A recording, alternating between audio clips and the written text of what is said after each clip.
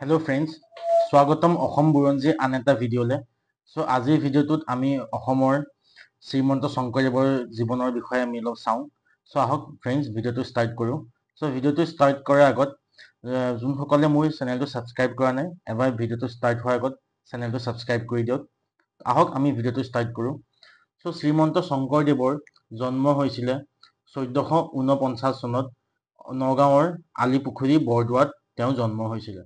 শ্ৰীমন্ত শংকৰদেৱৰ গুৰুৰ নাম আছিলে মহেন্দ্ৰ কন্দলী।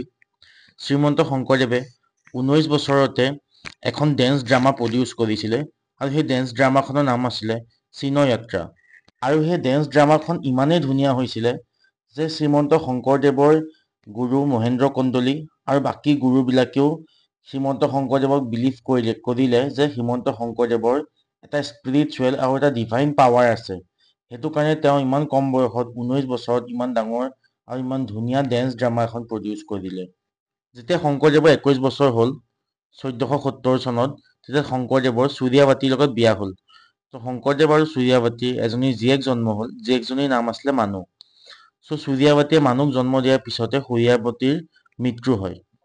যেতিয়া শংকৰদেৱৰ 32 বছৰ হয়, তেতিয়া শংকৰদেৱে প্ৰথম তীৰ্থ ভ্ৰমণত যায় আৰু শংকৰদেৱৰ লগত আৰু 17জন মানুহো তীৰ্থ ভ্ৰমণত গৈছিলে আৰু মহেন্দ্ৰ কন্দলীও শংকৰদেৱৰ লগত প্ৰথম তীৰ্থ ভ্ৰমণত গৈছিলে। 12 বছৰৰ পিছত শংকৰদেৱ তীৰ্থ ভ্ৰমণৰ পৰা ঘূৰি আহে আৰু তেতিয়া শংকৰদেৱৰ বয়স 44 years হয় আৰু তেওঁ আহি পেলাই প্ৰথম নিঅ' বৈষ্ণৱাইটৰ অসমত সৃষ্টি কৰিলে। কেনেকে প্ৰথম তেওঁ সত্ৰ বহালে, ক'ত বহালে? বৰদোৱাত। আপোনাৰ শংকৰদেৱে এই তীৰ্থ ভ্ৰমণৰ পৰা অহাৰ পিছত অসমত প্ৰথম সত্ৰ এষ্টাব্লিছ কৰিলে নগাঁৱৰ বৰদোৱাত।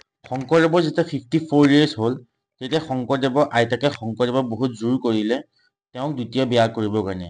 তেতিয়া আইতাকৰ কথা মতে শংকৰদেৱে কালিন্দীৰ লগত বিয়া পাতিলে।